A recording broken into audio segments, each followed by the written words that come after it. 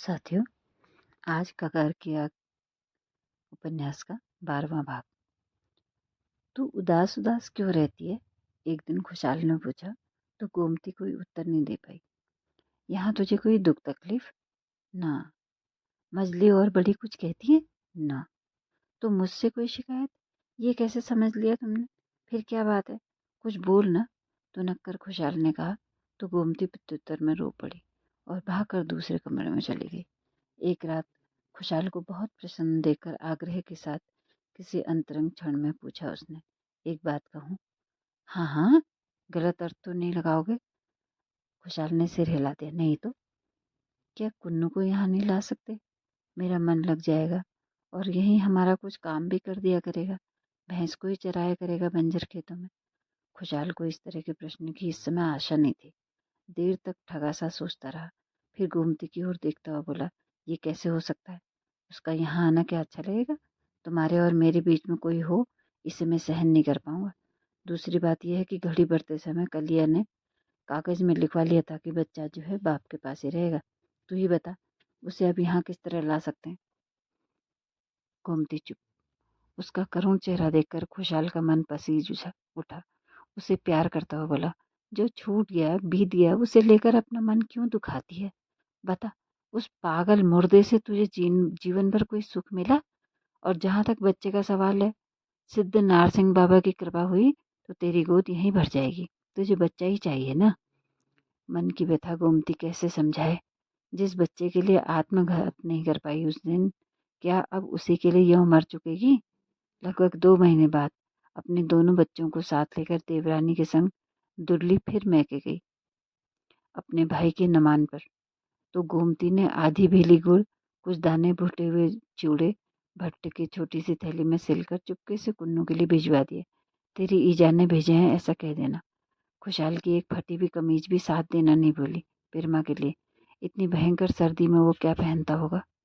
दुर्ली 5-6 दिन में लौट आने का वादा करके गई थी, पर पूरे महीने बाद लौटी। पानी भरने गोमती नौले गई तो वहीं सहसा उससे भेंट हो गई। बड़ी देर लगा दी हो दुरू तुमने? गोमती ने पूछा। बुझू क्या करूं, वहां जाते ही छोटा बहुआ बीमार हो गया था। अब कैसा है? कुछ समझ नहीं आ रहा। गंगतो तो कहता था कि मदली काके का प्रेत लगा है, उसे पूछ दो। इस 16 गते को एक बकरी चढ़ा देंगे, कैल बकरिया देवता के थान में। कुन्नू मिला? कुछ रुककर गोमती ने पूछा। हाँ हाँ भजू, मिला क्यों नहीं। रोज सुबह बकरी चराने हमारे आंगन से तो होके जाता है। तुम्हारे भेजे हुए चिवड़े भट्ट दे दिए थे। कुछ कह रहा था? कुछ नहीं। थैली देखते ही खुश हो गया। बानर की तरह झपट कर दोनों हाथों से खपाखप गाल भरने लगा। और कुछ? मैंने पूछा कि अपनी ईजा की याद आती है, तो खाते खाते आंख आंख आंख में आंसू कुला भराए और थैली उठा के भाग गया। गोमती का चेहरा ये सुनते ही जाने कैसा कैसा हो गया। कुछ क्षण ठगी सी रह गई, फिर सहसा जैसे कुछ याद आया, उखड़े उखड़े स्वर में बोली, तन पर पहनने को कुछ था दुरु? इस साल तो बहुत ही हियाली है, जुलुम का जाड़ा पड़ रहा है। अपने कुर्ते के ऊपर पिरमदा का फटा कुर्ता टांग रखा था। सर्दी से हाथ पांव फट गए थे, दरारों से खून निकल रहा था। खबीस, ऐसे भी उसको जंगल भेजते हैं, बालने के लिए, चीड़ दियार छिलके लाने के लिए। पानी भरकर दुल्ली चली गई, पर गोमती तांबे की गगरी पकड़े बैठी की बैठी रह गई। अब अगला चैप्टर शुरू होता है। क्योंकि ये पहला वाला चैप्टर थोड़ा छोटा था, तो अब मैं अगला वाला भी इसी में पूरा कर रही हूँ। जाड़ा शुरू हो गया था। बर्फ पड़ने के आसार स्पष्ट झलक रहे थे। ठंडी हवा शरीर को बुरी तरह छीलने लगी।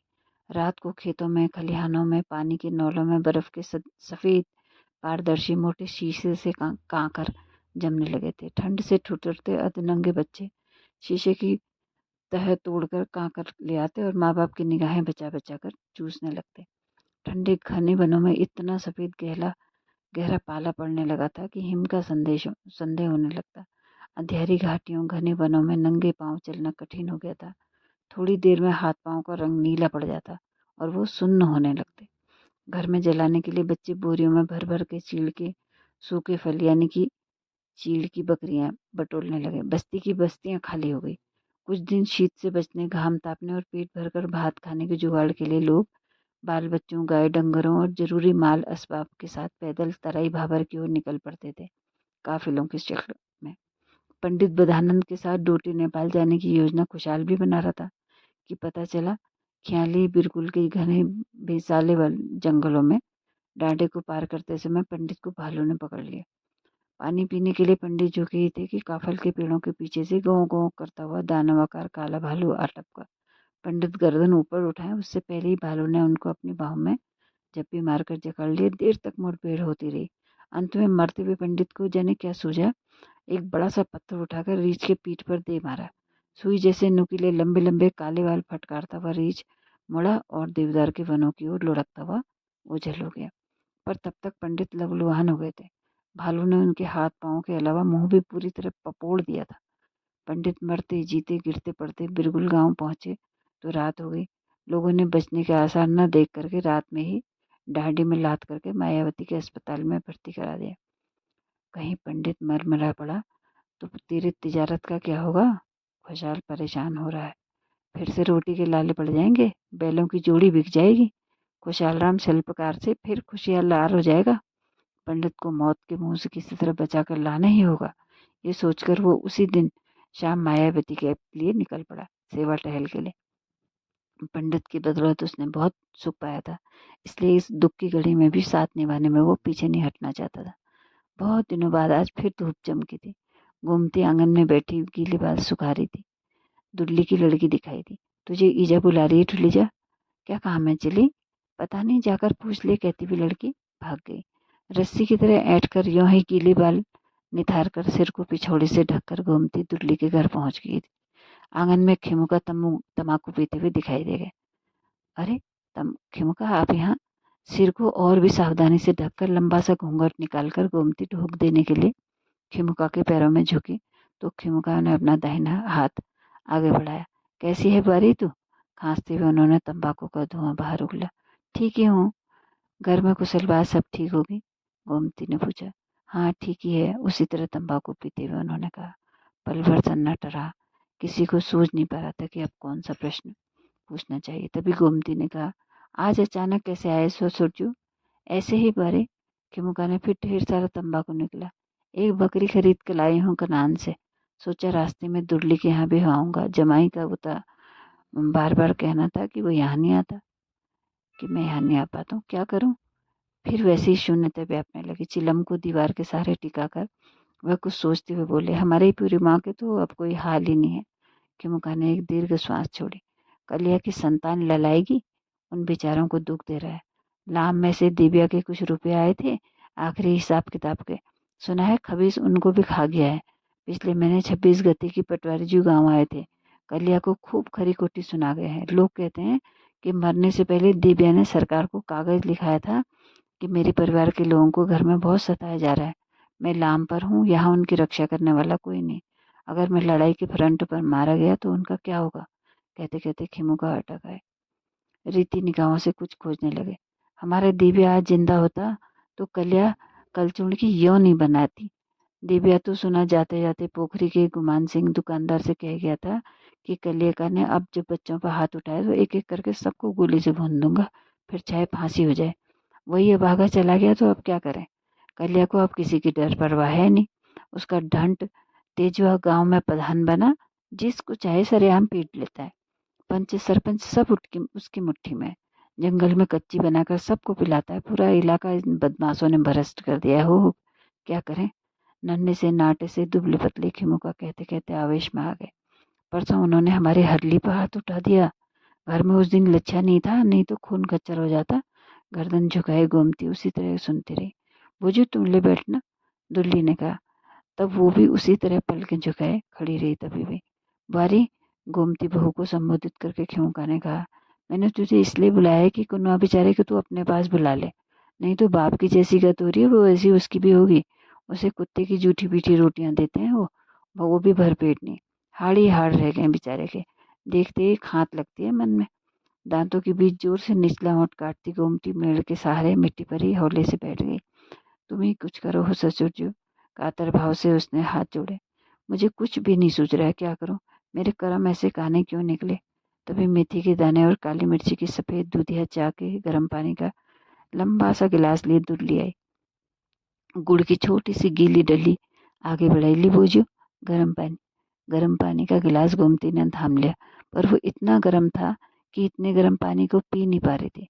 गिलास को होठों तक छुआ कर ही रख देती, लेकिन खीमू का सुड़ुक सुड़ुक की आवाज के साथ उंगली पर गीला गुड़ चिपका कर कटकी लगाते हुए आधा गिलास क्षण भर में रीता कर गए। ढेर सारी भाप उड़ रही थी चाह से, वैसे ही गरम गरम भाप सबके मुंहों से भी थी। जंगल में चोरी छिपे कच्ची शराब बना रहा था नौहाल। अगर कोई रिपोर्ट कर दे तो दोनों बाप बेटे को जन्म कैद हो जाएगी। खाली गरम गिलास मेड़ पर धरकर खेमू का झटपट उठ खड़े हुए, कंधे पर ऊनी पंखी का सबका डालकर मेमयाती बकरी के गले की रस्सी थामे चल पड़े। सहसा घनघोर काले काले बादल सिपटी सिमाड़ की तरफ से गिरने लगे। पानी बरसने लगा तो वक्त पर लधौन कैसे पहुंचेंगे? खेती खान में ही रात हो जाएगी। एक दिन के लिए खुशहाल मायावती से घर आया तो रात को गोमती ने कहा, कल यह जंगल में चोरी छिपे कच्ची बनाता है। आज खेमू का कह रहे थे अगर सरकार दरबार में कोई रिपोर्ट कर दे तो उसको जरूर जेल हो जाएगी। चेहरे की प्रतिक्रिया जानने के लिए गोमती ने टटोलती निगाहों से उसकी ओर देखा। इस समय इस अप्रत्याशित अप्रिय प्रश्न को सुनकर खुशहाल चौंका। कलिया बदमाश को जेल हो या फांसी, तुझे क्या? नड़क के वो बोला, तू उनके लिए बेकार में अपने प्राण क्यों सुखाती है? 1000 दफे कह चुका हूँ तू वहां की बातें मत सोच, पर तेरी अकल पर जाने कैसे पत्थर पड़ गए। जिस दिन तू यहाँ आई गई है उस दिन से तेरे लिए कलिया पिरमा कनवा सब मर गए, फिर अब क्यों उनका जिक्र करती है? मेरा मन खट्टा हो जाता है। गोमती सहम कर चुप हो गई। वो सोचती थी कि खुशहाल की कुछ जान पहचान है, पटवारी पत्रौल भी इनकी सुनते हैं। अगर ये कागज पत्र लिखवा देगा तो कलिया और तेजवा को उसके पापों की सजा मिल जाएगी। पर ऐसा उत्तर सुनकर हताश गोमती मुंह खोले देखती रह गई। मन को चैन के अलावा यहाँ सब कुछ था उसके पास। खुशहाल भी कोई कमी नहीं होने दे रहा था किसी भी तरह की। इधर उधर से कुछ उधार लेकर थोड़े बहुत गहने पत्थर भी बना दिए थे।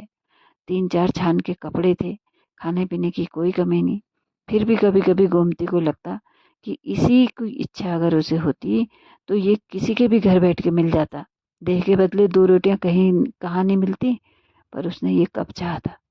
एक अजीब सी विरक्ति की भावना उसके मन में भर गई।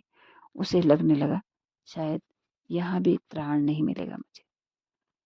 तो इस तरह से परेशान गोमती अपने छोटे से बच्चे को देखने के लिए, उसको खाना खिलाने के लिए पर तरस गई है, और उसकी याद में वो अभी भी परेशान है। चाहे उसको सारा भोजन मिल रहा है, खाना सब कुछ मिल रहा है, लेकिन फिर भी अपने बेटे की याद में और अपने पागल से पति की याद में अभी भी वो परेशान है। अब आगे की कथा अगले एपिसोड में सुनेंगे। नमस्कार।